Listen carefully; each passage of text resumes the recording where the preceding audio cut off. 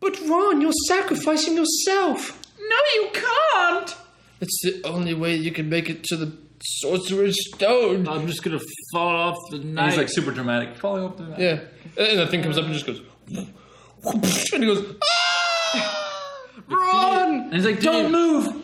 Oh, it'll be into the game. Or something will happen. I feel like it's pretty cool that McGonagall was able to like transfigure whatever all those chess pieces move, but she can't have been a very good chess player because she got beat by these 3 like first grade. And it was basically just Ron. It was only Ron. Yeah. It was just Ron. And was it even established he was a good chess player? He had to have been mediocre at in best. in the beginning of the film, that he played Ron in Wizard's Chess or something like that, and that's it. And he's like, "That's Wizard's Chess." It's like the fact that he had like a little bit of experience. Yeah, I played it once. It's like he played Ron like another player. Yeah. It wasn't like he played Gandalf and like. Sorry, Gandalf. Ron. Dumbledore. Oh. It'd be cool if he played like Magnus Carlsen. Like we established, he's just like this great chess player. Yeah. Just amazing chess player. And so McGonagall, like, I don't know, sets up this freaking crazy hard chessboard. And we know it's crazy hard because maybe she's really good at chess. Yeah. She's like the former world champion. Yeah. But she's also a wizard. Yeah, and that's why she decided to make a wizard chess. Oh, Yeah, she invented wizard's chess that'd be basically. cool. And so now it's like, how are we going to possibly get by this, you know? I mean, Voldemort, maybe he's also a good chess player. And Ron just happens to be like the Magnus Carlsen. Ron, yeah. And it's just a great chess game. The last half hour of the movie is chess. The whole And it's not movie. even intense chess. It's just them sitting there. If something happens, it ends up being like Ron versus Voldemort, and Voldemort loses, then like that's the end of the whole trilogy series. It's not even like... Harry He's doesn't like, even that's it. I'm It's like, that's going it. home. I guess that's Voldemort it. just like picks up his cloak and People watch the movie Shakes like, Ron's what the hand. did they do to this beautiful book?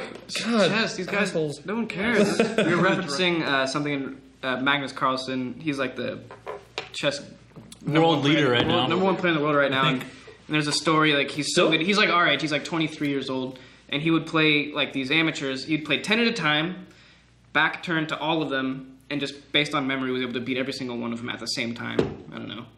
Like Going highly from one ranked to one. players too. Yeah. like how many chess pieces are on the board? 16, 32 pieces on each board. 10 boards. So that means he has to, oh my God, like he has to memorize, he has to know each 10 chessboards, and he has to remember the configuration of each one without looking at it, with his back turned. He's playing 10 chess players without looking at them. How do you even... I can do that. That's savant, right? He's a savant, probably? Yeah. Has to be. What's a savant? Yeah. Really? Like high functioning autism. Well, that's an essentially. autistic savant, right? Well, are there just Yes. savants? Yeah, there's savants. Or are all I savants think- Well, autistic? you also Mildly have like autistic, I the think. terrible term idiot savant, where it's like Rain Man, like he's just like yeah. not very smart. I mean, he doesn't have any social skills, more or less. Is that the same thing as an autistic savant? I think so. Rain Man Or is is- autistic. Yeah. Or is idiot savant more severe, like Rain Man was, where he was like really... Yeah, think- just like, like, he- he's like not non-functioning. Yeah, he like couldn't function. Yeah. Because then there's guys... I mean, if you look at Magnus Carlsen in interviews, he's completely coherent. He's a very smart guy, and I think he's definitely very gifted. I don't know. I think he's just I don't know if he's like autistic. truly really, gifted. He's really good at chess. I don't think he's gifted. If someone like Magnus Carlsen, he's not... Like, he is a savant. Have savants just tapped into that thing? Like, I wonder if everyone has something in them that they're the best at. I don't think to the certain extent of like a savant. You don't think so? Not to. You don't think every savant. single person has something in them that like they're probably I think they best might at? be pretty good at, and they might be decent at, but not. I compared wish to, like, I wish that. Well, I mean, it could be that one person is like the greatest AM PM manager the world has ever seen, but you're not going to know about that. No, I think there was this guy You know, who like- like he. Well, that's what I'm saying. Like, does everyone have that in them that it just hasn't been pulled out? There was this dude who I was watching this documentary on savants, and he was playing in a pool with his friends. He was probably like, he might have been older. He was like mid-20s, and they threw a football, and he dove in, catch the football, and when he landed in the water, he hit his head on the thing, and woke up. And then he started fires with his mind. No, what was that? He got superpowers. That's from Talladega Nights. Oh, no, it was but he had this weird talent. Here's what he could do. It was sort of a superpower. But here's all he could do. He hit his head, and suddenly he could remember what the weather was every day of the year, of any day. They just pick a day. What was the weather in the on April 3rd, 1980? And he was like, oh, it was cloudy. That was like his superpower, but he was right. That's a superpower. Like, dude, that's what he knew. Like, how weird is that? So, like, just because he hit his head in a certain way, maybe when someone's born and they hit that age, you go up to like the DMV, but it's not the DMV. And there's just a guy with a bat. And it just goes book into the head, and you go, oh, what's my power? What's the power? You'll find out in a week. Yeah, and you just know what license plates are. Like, you just know. Oh, what was this license plate on this that car? was parked next to my street. Oh, it was 92. Yeah, it's JRH 92-3 or something. You know, like the population of every city in India. Yeah, that could be your superpower. I wonder if everyone has like that capacity though. What if some guy just knows? Because there's people that know how to make like just looking at it, they can take a chainsaw to like a sculpture of ice and make a perfect. Yeah. A perfect thing. Well, I mean, how much of that takes talent? Yeah, how much of that is innate ability, and how much of that is he took him 100,000 hours and days to. I think it has less to do with you know? being naturally talented or naturally a savant of some kind, and just being like Magnus Carlsen, for instance, the greatest chess player That's in the world. natural. Like that was going to come out of nowhere. Yeah. What if he never grew up playing chess? What if he grew up in a family that never? I'm sure. Never Okay. What's the difference between? Well, let's get into this. Difference between being a genius and having talent. Yeah. I think Magnus Carlsen being able to know all these chess pieces and stuff like that, 10 of them at a time, with his back turned to him. Yeah. He can use those skills, obviously, like spatial skills. He sees it in his head very well. He would have done really well in other forms. You know, like his spatial recognition software in his head is just memory. But he can recall like a game in 1972, a full game played by two obscure people, and he can recall that in his mind, and he can use that as a template for the game he's playing now. See, I think that has less to do with like him being just a natural, brilliant person. He is obviously brilliant, amazing chess player, but I think it has more to do with the fact that it's like a passion for him, and he loves it, and he'll spend, hours on hours every single day playing chess, learning about chess, reading about chess, studying ancient chess games, because like you said, he can recall these ancient games, and I think it's more about like just putting in the time to learning it. Just like, like a great director. But it's not like he has to like slave over one game to remember it. Like he could probably spend 10 minutes and watch one game, and if he probably watches it one time through on the computer or something like that.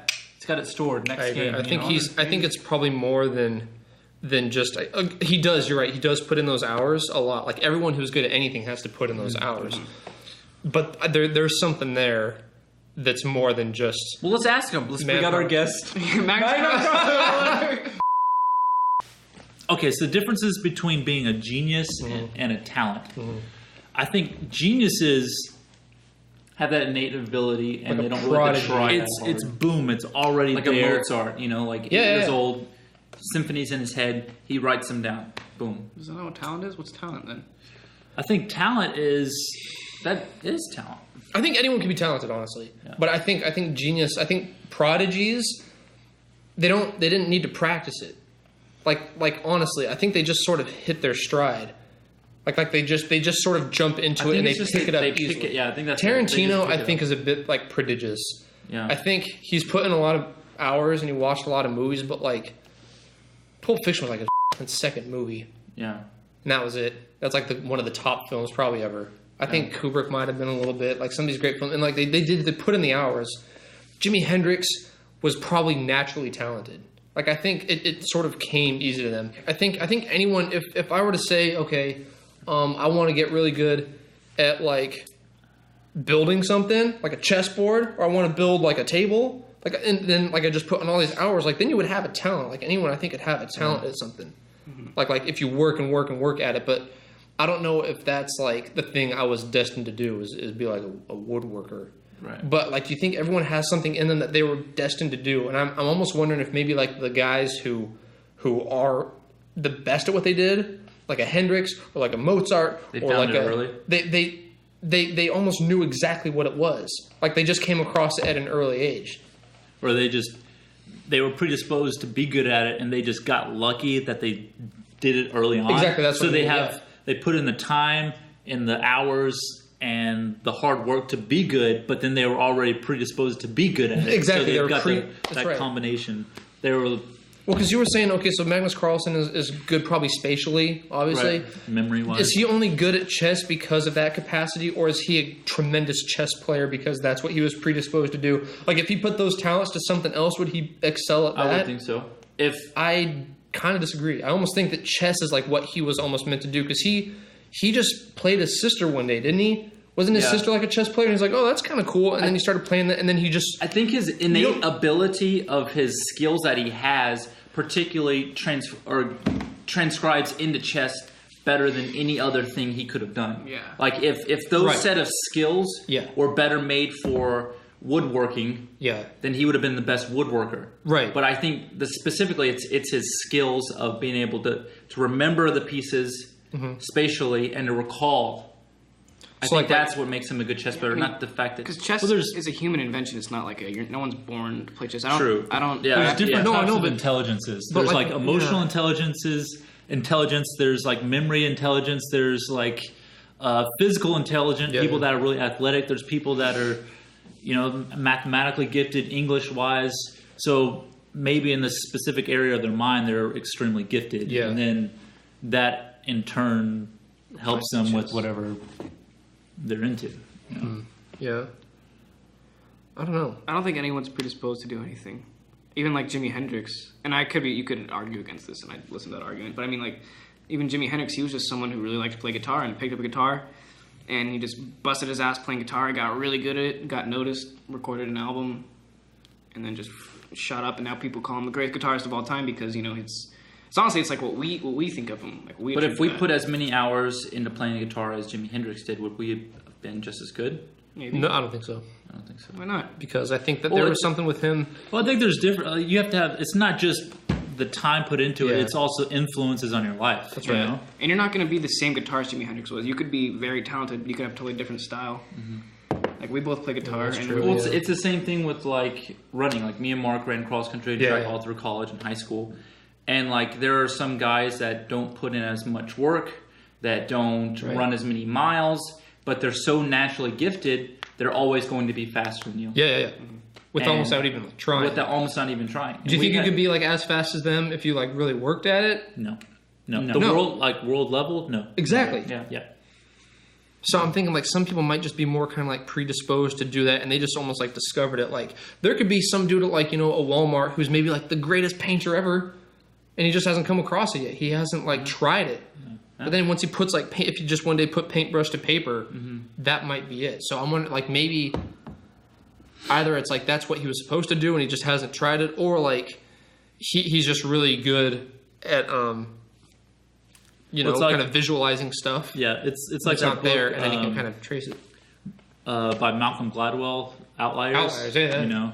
It's like what made Steve Jobs so great? What made these people successful? Like Bill Gates. Why was he one of the richest men of all times? Gladwell Malcolm basically says that it's their opportunities that they're given. Yeah, and it was like a situation that they were fate. in. Yeah, it's situation and they're almost fate. Yeah. Like, yeah. He was born at the right time, just happened to have the and the want to do this computing. Not want, but Yeah, I think he did. Well, yeah. That, but then also, like, small things, like, I think there was only, like, one computer in the entire United States, and it was in his town, and he had specific access to it as many hours as he wanted to. He also went to college right before the computer boom. And in college, again, he had, like, as many hours as he needed to work on these specific computers. And it was like a combination of those opportunities and that he just loved computers. Like, he was just in there every day just doing coding. Wasn't he just writing code? Same with the Beatles. Like, the Beatles, would they have been the greatest musicians of all time if they hadn't had the opportunities? They also made their own opportunities. We could argue that. I mean, they played in clubs in Hamburg. They played 12 hours a day, taking uppers. Just not stopping and stuff. But is that the reason why they're great? Because they were practicing 12 hours a day, playing on stage. They're also really good. They could write really catchy songs, and they kind of caught on. I mean, it's not just one thing. There's so many factors that go into make a genius or someone great. A lot of it's skill, a lot of it's your own willpower, and a lot of it's luck. Has to be, Yeah. you know. I mean, I guess to take away from that, you know, it's like if you're someone who wants to be successful, you know, it's not all of us. It's like maybe you do have a talent, or you feel you have a talent. I think we're all good at something, or feel we are. But it also takes a hell of a lot of willpower. You know, you can't just like sit back and wait for things to happen. You know, like Mick Jagger. You know, he was a guy that got up before everyone else did. You know, and he became successful and a great rock star, not because he was super talented, but he freaking worked for it. Right. And that's just one name out of a hat. You know, I don't know why I just named that specifically. Yeah. But also, he probably got lucky too. You know, Yeah. he fell in with a band that was really goddamn good. It was Rolling Stones, and they became one of the biggest bands of all time. I mean, you could say the same thing about filmmaking. You know, like Paul Thomas Anderson made his first feature. I think it was Boogie Nights. It was not Boogie Nights, but it was Hard Eight. Hard Eight. But before that, he made the mockumentary of of what was going to be Boogie Nights, and he's like 18 years old making this feature film with VHS, and he casted it and all this kind of stuff. You know, it's just like. But how long was that mockumentary? I think it quite long, like at least like 30, 40 minutes. Oh, or really? Like that. Yeah. Oh, it wasn't like a short film? I don't think so. so. Okay. Wow. No, I don't think so. I think it was a decent amount. But yeah, like I mean, being 18 years old and have that kind of willpower, I think they considered him a prodigy. I mean, I think he's a guy, like I would argue, just loves movies, loves making movies. He does whatever the hell he has to do to make them. You know, I mean, it takes willpower. It takes everything we've talked about. I think that's a huge part of it is the motivation. Yeah. And not only the motivation, but I think you need the time. Like, let's just say, like Paul Thomas Anderson, he wants to make his first short film, Cigarettes and Coffee. You know, like he needed a lot of time, and he needed money, and he needed all these resources. You know, and also the willpower. So it's not just the willpower. Yeah. You got to have the money. You got to have the connections. You got to have all this stuff to get it done. You know, like you can have the vision, but if you don't have everything else, you're screwed. Yeah. You know. And you do have to have the talent. I mean, he did have a you do have to have a good for idea. Sure. Made a great little short film, Cigarettes and Coffee. Paul Thomas Anderson's first short. Got him like a fellowship from Sundance. Yeah. And then from there, you know, he had this great filmmaking career. All right, so there's this video on YouTube. There's this guy on YouTube who we're gonna give a shout out to. We can link his videos below. His name's Tony Zhao, and he has these videos called Every Frame of Painting. There's this one video that he did about Silence of the Lambs, and it was about eyeline and how do you establish eyeline dominance in a film. And the example that he used was in the Silence of the Lambs in the beginning, where Jodie Foster's character, Clarice Starling, goes and meets Hannibal Lecter for the first time in his cell. And she's just trying to get him to take a look at these documents. That's basically, I think, like a profile of Buffalo Bill, so that he can analyze it and see if he can give her any ideas to who it might be. He can psychologically profile this guy. And to whom. And so when she's going down there, the guy is telling her, like, don't give him any ammunition. Don't tell him anything about yourself. Don't give him a pen. Don't give him anything, right? And so she goes down there, and she's talking to him. And then he goes, and he's basically just like, yeah, screw the papers. Like, you know, like, what are you all about? And he's asking her, like, all this really personal stuff. And the way Jonathan Demme, the director, set it up, him and a cinematographer, is, and I noticed that throughout the whole movie they do this, is the camera, whenever Jodie Foster's, like, talking, or whenever she feels kind of out of place, or like she's losing, when it shows the person that she's talking to, they're looking directly in the camera, like directly into the lens. They're looking at her. They're looking at her, yeah. And it's because that's supposed to be how the audience feels. And so there's a scene later on in the movie where she's in this room with like a bunch of these like police officers, and they're all just standing there drinking their coffee, and she's like the only woman there, and she has to get them. She's like, all right, you guys got to go. Get out of the room. You guys got to go. And it cuts to this shot, and they're all looking directly into the camera, like probably 13 of these like cops just looking at her. But then when it cuts to her, she's looking off camera, like it's never directly on her. Right. There's a couple times where she has dominance in the shot where you think she's winning, that she's looking more in the camera. And then Anthony Hopkins, when she's having her little battle with him, he's looking off to the side. So then he's a little off center. But then he starts going like, you know what you look like with your shoes and your blah, blah, blah? You look like a rube. And then when it cuts to her, the camera dollies in slightly into the right away from her, so that she's squeezed into like she's off center. She's like in the bottom right corner, like with no nose room and no anything. So she looks really off balance and like weak, because he's like winning. And to me, that's like what's really important. That's what separates amateur filmmakers from really great filmmakers, is they know how to use, like we said earlier, how to thematically shoot and light and frame characters according to the theme and the subject of the scene. Right. So it was all about who's winning the battle. That was like what Tony Hsiao was arguing this whole thing, is who's in power, who's winning, who's got the dominance. Is it Hannibal Lecter in the scene, or is it her? Like, because they're both fighting for something. She wants information and he wants information. It's like a give and tug and pull.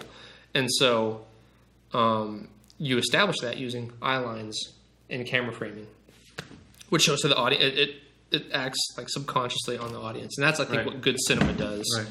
Is the framing and the camera techniques that you use. It works on the audience subconsciously. And so that way you can show them a lot more than just having to tell them. Yeah, I mean, that was one example. He has another one. We were talking about this earlier today about, like, action. There's a lot of action movies out there, especially with all the superhero movies that are coming out, all these Marvel movies and Avengers. Age of Ultron's coming out soon. But he did this one video how Jackie Chan, when he was doing his movies in Hong Kong, he didn't have a lot of money.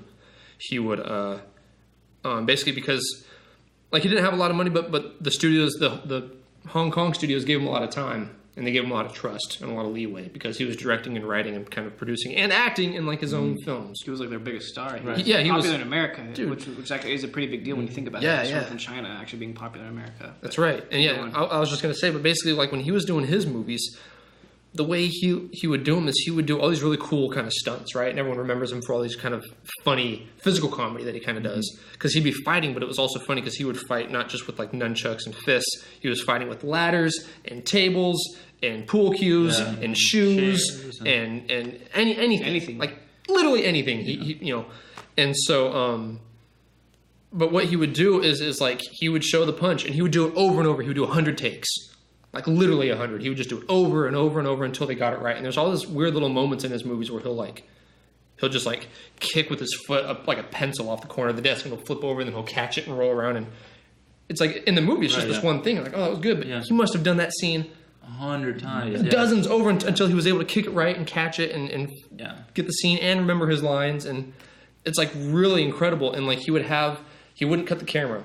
And so when you watch a lot of these action movies, something to pay attention to is when they're doing a lot of these battle scenes and you just have a guy like, Chris Evans, who's probably, he's a physically in shape guy, but he's not a fighter, you can tell, or like Robert Downey Jr. They're not fighters. So when they throw a punch, watch for the cut because it'll probably cut on him. It cuts right on the punch. It cuts right on the punch. Because the next shot, the guy already took the punch. So then like the actors weren't choreographed enough to actually film that scene. Right. Yeah, they had to edit around it.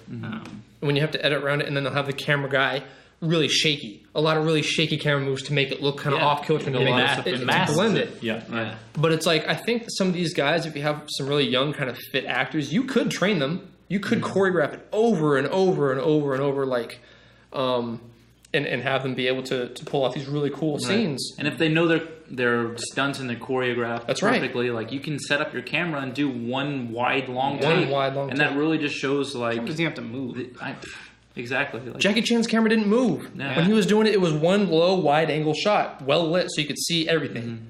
And the punches would land and everything. And he himself, another thing, the reason his movies worked is because he was also getting hit. He was vulnerable.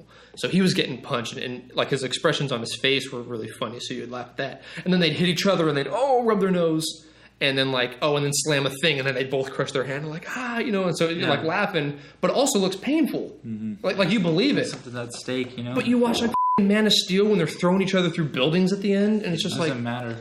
Why? Who cares? Who really cares? It doesn't look painful. It looks just like, okay, well, here's another thing. They're just taking all this damage, but it's not really affecting them. It doesn't affect them. Why would it? Yeah. Because they're so super. We don't feel the tension like in the scene. We don't understand if they're actually experiencing pain or not. We just think, it's cool. He goes through a building. We don't see that very often. Another building fell over. Whatever. Yeah. Another building. How many hundreds of thousands of people died in that building? Exactly, dude. Tons. But then he's like crying over one. Because he had to like break his neck. That's what they should make a whole movie, like a superhero movie, right? But they focus on the people in the building. From their point of view. How many freaking people died in these buildings collapsing? Shoot a superhero movie as a disaster. That's everyone listening right now. That's all right. Cut that out. That's hours. Cut it. Please don't listen to that. Yeah. Seriously, that's not a bad idea. Actually a really good idea. I mean, honestly, that was like Man of Steel. That place, the whole city just went to crap. You know. Yeah. Right. How many thousands and thousands and thousands of people, like in Marvels, the Avengers, you know? Yeah. Transformers, oh my gosh. Dude, it's just like these people, they're dead. Can we just have a fight out in the desert? You know, let's Just away agree from just everyone. away from Yeah. People aren't a part of this. They're innocent. I know. Let's just get it out. We have a problem. Let's take it outside. Exactly. But the whole point of it, Outside like the city. the weird thing about these superhero movies is like that. You're right. They're so super that like okay, the Hulk's wrecking a whole ship. Okay, And that's yeah, why what he people does. argue that Batman is so much better than Superman, because Superman's completely invulnerable. It's pretty Well, hard to I stop. just thought him. about this, like those new Avengers 2 commercials that come out. They look awesome. Like I can't wait to see Avengers 2. But just thinking about this, like when Hulk is fighting Iron Man in his Hulkbuster armor, Yeah. I bet you it's gonna be really awesome and really visually like interesting and really cool. But I bet you it's gonna go on and it's just gonna be like these two guys just punching and just taking blows on each other. Yeah. And I bet you it's not gonna we're not gonna really feel like this. I could be wrong. I'd love to be wrong because I think Joss Whedon's a really good director. I really like the Avengers movies. They're pretty entertaining. But I wouldn't be surprised if it was kind of like that, like we were talking about. It's kind of we're just seeing a lot of this destruction, this collateral damage. We're not actually feeling like the empathy of these characters actually experiencing pain and danger. Yeah. I hope that's not the case, but it wouldn't surprise me if it was. Yeah, I don't know. I think there's a way that you can shoot. It would be really interesting, and maybe the reason those Dark Knight movies are really popular is because maybe they kind of got close to using a lot of these techniques where they were showing without kind of telling. You know, like Christopher Nolan. I don't know if he's like a real, like a cinema director, but I think he knows what he's doing. There's the scene in The Dark Knight when him and the Joker having their interview. That scene, he breaks the 180-degree rule when he's on the Joker a lot. Because to show how off balance and untrustworthy he is, and kind of like it shows his character, and just doing that subtle thing really helps the audience kind of know like there's something up with this guy. Like obviously because he's a Joker, but you can just play into that. Reinforces it. It reinforces it. So while he's sitting here telling Batman to his face like, "No, I don't want to hurt you," and blah blah blah blah blah, the camera's jumping, like it's switching on him. So it's like the audience is suddenly like subconsciously confused. And then, like, I'm going to have to quote Tony Zhao again, but he does a video with Kurosawa and how all of his films use a lot of stuff in the background to emphasize emotion. Yeah. He uses a lot of movement of the actors. He uses weather. He uses movement in the background. He uses shapes like triangles, like a head here and a head here and a head here. Movement of the camera. Movement of the camera. And then he cuts to an Avengers movie. And Joss Whedon, I'm sure he's a great movie, but like there's this scene where they're up in that spaceship, that big ship floating in the sky, that aircraft carrier thing. And there's a whole bunch of people in the background. They're in this really cool like control room. Yeah. And there's like the sky outside. And it's Samuel L. Jackson and Robert Downey Jr. and Chris Evans. And they're just kind of sitting there. Kind of like, and the camera's just doing a slow slider kind of to the left. Doesn't really and mean then to the anything. left. Doesn't do anything. And then to the left. Right. And it's just Samuel L. Jackson as Nick Fury walking around just telling everything. Telling the audience, this happened. And now this is going to happen. And if we don't do this, this is going to happen. But like, what if he used all this stuff and outside in the weather, it was like, what if it was nighttime? What if it was like just blowing rain on the thing and it was hard for them to steer? There's a bunch of tension in the ship or something. I don't know. Yeah. Or like what if there was a bunch of people in the background doing stuff? What if Nick Fury was like people in the background arbitrarily moving knobs to make it look like they're doing That's something? all that, like what if Nick Fury what if he was just pissed off? Yeah. No one's ever pissed off. Oh, there was a horrendous movie that Mo was watching the other day with James Franco and Kate Hudson. Yeah. Ugh. We watched 10 minutes of the middle of the movie. Oh, God. We just came in from work halfway through. It was called, like, The Good People or something. What? Dude, it was one of those movies where they just... This couple, they moved to England, and they're not doing too well financially. They have someone that moves in downstairs.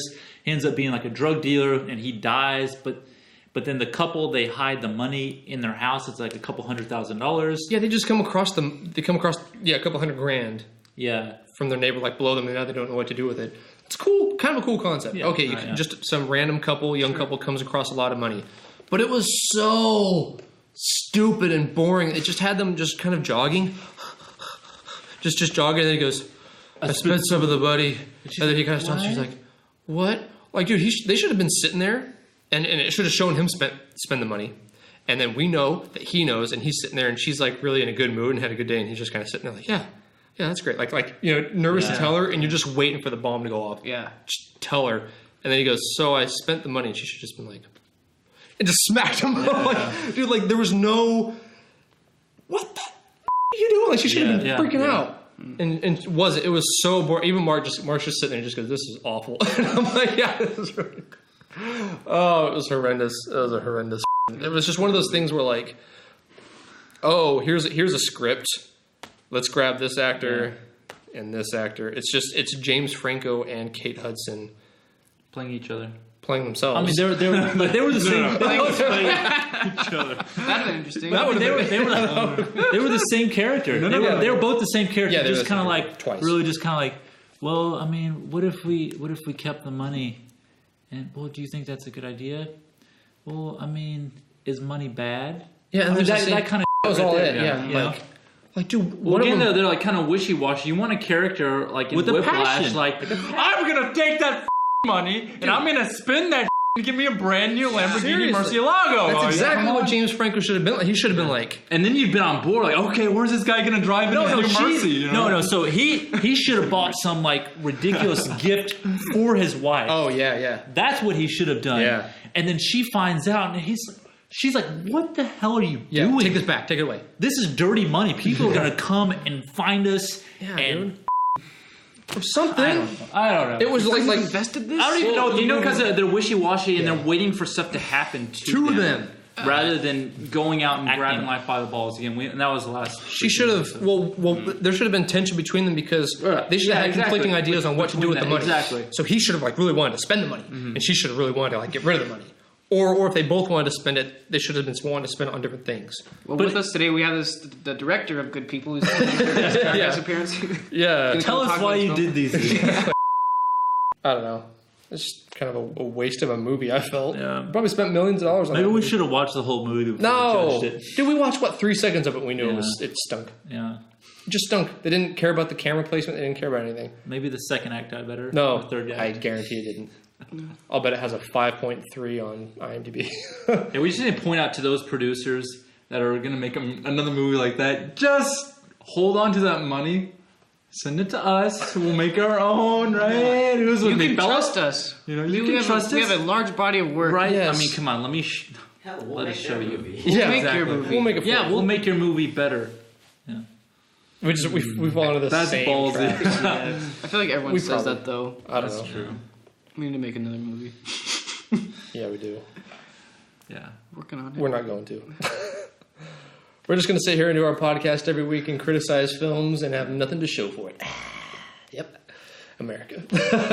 We'll talk a bunch of shit and a bunch of trash, and when it comes down to getting to, oh, so you guys going to make a film yet? We'll just go, nah. We don't need to do that. We need to make a film, which is fine. Thanks for watching, everyone.